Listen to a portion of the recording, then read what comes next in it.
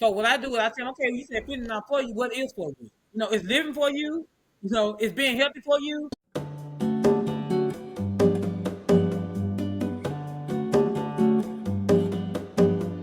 Welcome to Rooted and Rising, where we focus on becoming whole through the mind, body, and spirit together. My name is Lamisa. Today, we have a special guest. She is a personal trainer making fitness more accessible to her community with her business, Perk It Up Fitness. Adrian Perkins, thank you so much for being here. Thank you for inviting me. What's the origin story of your fitness journey? I started my fitness journey at a younger age, actually, watching my parents go through different illnesses and different physical and emotional things with the mind. So I named my business once I got certified, Perk It Up Fitness. And I named it after my last name, of course, Perkins. After that time, I had went through a lot in my life. I had went through a divorce, a job loss, and all these things long-term with me. Long-term things that I had dealt with. And so after that, I decided that I didn't want other women, if at all possible, to go through the things that I went through. So I got on Facebook and said, hey, how many women would like to have a free workout session outside? Because at that time during the pandemic, we could not go outside. So I accepted 10 women. We went outside and started a workout fit camp. So as I was doing it, other women started in the community started passing by, like, hey, what do I do to join? What do I do to join? I said, well, I really only want 10 women.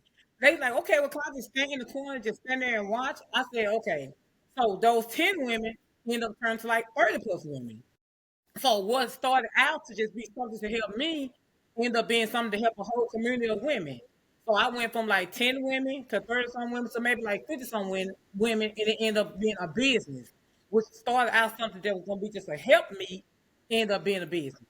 So with that, I've been going on and on with my journey. So I try to reach out to different women, even one on one, and talk to them not on the physical aspect of it, but the mental aspects mostly. And a lot of things I'll be talking about today going to be a lot of mental because everything starts with your mental. If you can't get your mental right, you won't be able to get your physical right. All right, then. Is there a training style you're gravitating towards these Yes, these days? days I'm mostly gravitating toward cardio and full body. And that's because of the time. A lot of people don't have a lot of time to just break down body parts. So if you just can come 3 times out of the week, if you can work out 3 days out of the week and do full body, I feel like you'll still get the results as a person that goes 5 days a week and break down by body parts. So my thing is consistency, full body, and a lot of cardio. What's your philosophy on pushing clients hard versus listening to their body I limits? do believe in pushing people past what they think they can accomplish, but I also like people to I like to meet people where they at. So just because Jane Doe can run 3 miles without stopping, don't mean you can do it. I like you to start. So I like you to start in small increments. If that means that you only running a half mile a day, run a half mile a day and build up so you get the confidence and the strength to do what you need to do.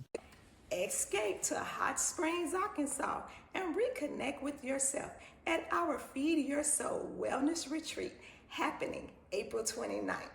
Imagine yourself surrounded by healing waters, expert guidance, and a community dedicated to real wellness. This is your moment to root and rise. Just lock in your spot and save with our early bird registration. Opening November 1st through November 30th. Set your clocks as there are limited space available. Now, back to the episode.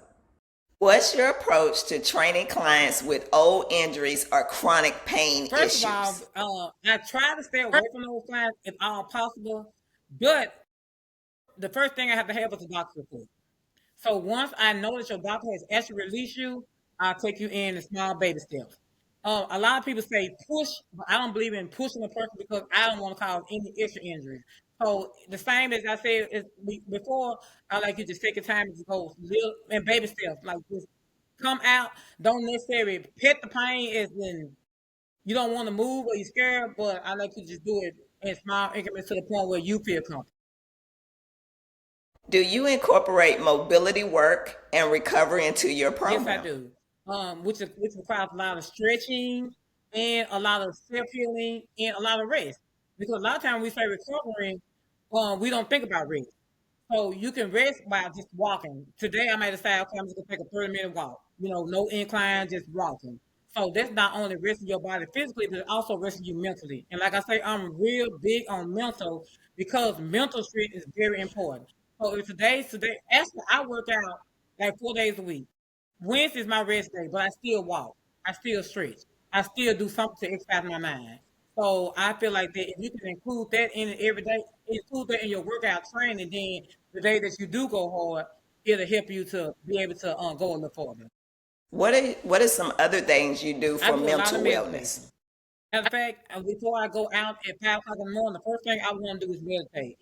So I might do it may be 15 minutes, it may be 30 minutes, it may be an hour. It's according to how my time is going and what am I about to face today. But every day I start at 4 o'clock and I meditate from 4 to 15 at least. I mean 4 to 4:15 at least. And once I meditate, I sit there and listen. I talk, but also then I sit there and listen. And then I also listen to self help videos. I listen to motivational videos, and I listen to gospel music or some jazz. Share some of the creators that you listen Oh, to. I listen to Lisa Nichols. I listen to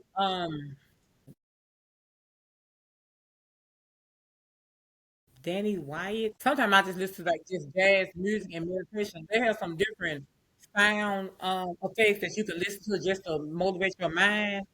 And I can't really think. I'm sorry, I can't really think of all the people I've gone that I listen to, but sometimes I just listen to just the movements. They have different tunes that you can go in on YouTube and just listen to something that just kind of elevates your mind. How has your approach to recovering changed over your career, and what made you shift your thinking? Okay, now I thought that recovering wasn't very important. So I'm like, okay, you need to just push, push, push. But now, as I get older, I know that it's very important. Matter of fact, the recovering is actually more important than extra exercise. Because I mean, if you don't give your body time to recover and get back, you're gonna cause more injury. So I feel like that recovering should be on the top of the list. You should always have a recovery day, recovering time, and just take time out for yourself, whether it be like travel. Usually we think about recovery, we think about sleep. But I feel like you recovering before something even actually happened, that you can prevent a lot of injuries, mentally and physically. If you could only give clients three recovery practices to follow religiously outside of sleep, what would they be I and would say why? drink a lot of water, get plenty of rest, and do plenty of meditation. And I would say it's because you will stay hydrated. Rest is very important because if your mind is going to be overload if you don't rest, especially as you get older. And I also said do a lot of meditation because when you meditate, you listen, and it'll let you know when you can go, when you can stop. It lets you know what your limits are, and it also tell you things that you didn't know that you probably can do. So if you do that consistently, um, it'll make a big difference in your life. Feeling stuck in your wellness journey? You're not alone. That's why I created the Embodiment Collection. This collection includes 8 digital products we've created to help you embody these traits and connect with your best self. You can buy one, mix and match, or purchase the deluxe, which includes all embodiment guides. Head to LamisaWellnessCollective.com/store or click the link below to shop now. Let your wellness transformation start today. Now, back to the episode. What type of meditation do you do? I listen to the sound waves. This is where I'm think of. I listen to sound waves. So by me, a lot of time I don't want nobody talking. I don't want no music playing because I don't want the words to distract what I'm having going on. I just listen to sound waves and I let my brain work for me, and I go off my own thoughts. So I just sit there um, on the floor in the position and just listen to sound waves. And as I'm listening to sound waves with different thoughts, it's like exercising my thoughts. How much of your role as a trainer is actually mindset coaching versus physical training, and has that rotation And you know surprised what? It actually have. But I would say like 75% of that. Because, like I say, it starts with your mind. The first thing I do when a client reach out to me, I give them 3 days. I give them 3 days, no choice. because I want to see where your mind at. I want to see how far you, and I want to see if you're serious about it.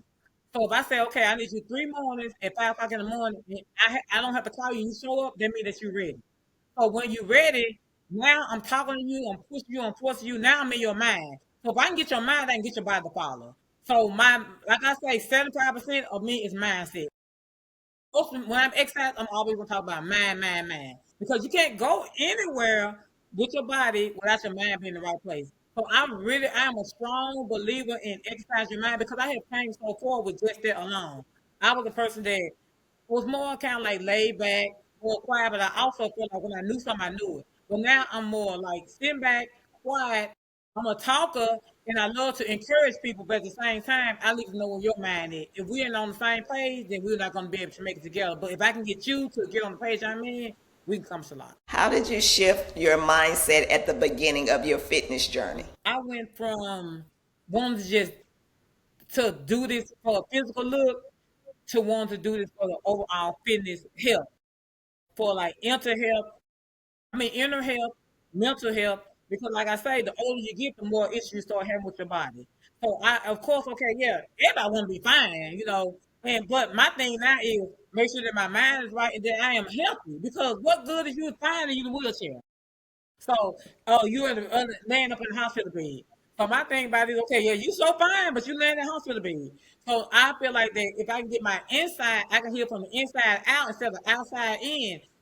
Fire gonna come with it automatically. So I changed from just only wanting to be Hey, physical. I changed hey, from just only wanting to be hey. physical to mental. How do you spot the difference between a client who's unmotivated versus one who's burnt out or dealing with deeper Okay, the resistance? difference is a client who just unmotivated is it's hard to even get them out the house. Once you get them there, they'll do it, but they're gonna do a lot of complaining. A client that's burnt out, they're gonna come out there, they're gonna do it, but they'll let you know that they're just tired of doing the same thing over and over. So what you do with them is you change up the exercises. Once you change the exercise up and they're ready to go, it don't take long for a client that's just unmotivated to get back motivated once they're out there. But a client that's just burnt out, it'll take a little more work for them because like, okay, I done did this, I done did everything. Now I need the extra push. So the difference is like the techniques and the way that you approach, the way I approach them, the way that I approach each one of them is gonna let me know where they're at on the level as far as being burnt out or motivated or unmotivated. I'm sorry. Do you have a strategy for helping someone rebuild confidence and self trust after years of failed fitness Yeah, my attempts? thing is talking to them, pushing them, telling them to look at themselves. I always tell people look at yourself in the mirror, and then I always ask them, what do you see here, and where do you see yourself in the future? And I always ask because when I started working out, my trainer asked me, he showed me a book. He said, how do you want to look? It was some lady. I said, I don't want to look like neither one of them. I want to look like me. So he's like, okay, well, how do you see yourself looking in 5 years? I said, well, I see myself, I gave him a description. And I feel like in 5 years I made that because instead of me looking at somebody in the magazine was unrealistic, I looked at myself in the mirror. So for them, I tell them, get in front of the mirror, tell me what you see, and tell me what do you want to see in a couple of years from now. What do you want to see from 3 months from now, 6 years, 6 months from now, and then maybe 5 years from now. So once we get that, as they start working out, they say, okay, hey, my arms going down, my legs getting bigger, my butt getting bigger. I feel like just make some realistic goals that people can really accomplish. What can you say to them to shift their mindset? My thing is, first of all, I feel like that fitness is for whoever wants it. So if a person feel like that fitness is not for them, it's either I don't know if it's really a feeling or if it's something that they feel like that they can't do. Because when you say fitness as a whole, it's just not an exercise. Fitness is, being mentally fit and being fitness all over. So it's like a word, just a general word. So you say fitness not for me, that means you saying to me that I don't care. But I think a lot of people just say that as a cop out. So what I do is I say, okay, you said fitness not for you, what is for you? It's living for you, it's being healthy for you. So I just really just talk to them like that to make them see it from my perspective. What's been the best piece of advice as you progress on your own wellness The best journey? advice is consistency, consistency, consistency. That's the best thing I think. I don't care if you go out there every day and walk 5 minutes. Walk 5 minutes every day. Whatever you do, just stick to it. Do not give up. If you give up, pick up where you left off at and start back again. That's the best thing I have learned. That's the best advice I have for people because if you do that, you're gonna see results no other way out of it. Adrian, this has been an awesome conversation. I've learned so much today. What are you working on and where can people find Right you? now I am working on well, of course, my outside workouts I'm still doing right now, as long as the weather is nice. I'm doing workouts at 5 a.m. in the morning and 6:30 in the evening. I do those Tuesday and Thursdays and Friday mornings. I go in the gym on Wednesday mornings and some Friday morning. I every other Friday I'm in the gym and walking. I'm on Facebook under Adrian Perkins. My business is Perk It Up Fitness, and I got that from my last name, Perkins. And Perk It Up Fitness is like a lifestyle. I mean, perk it up, perk your body up, your mind up, perk your lifestyle up. So look for me, hit me up on Facebook, and just let me know, hey, I'm interested. Don't worry about the cost. The cost is the last thing I always worry about because my thing is giving back to the community. So I feel like that somebody sold into me, so I like to sold into black women and black men as well if you would like to come out. So just look me up on Facebook under Adrian Perkins and let's perk it up together. Yay! Thank you so much for coming on. Thank you for watching Rooted and Rising. We will see you All right. next Thank week. you.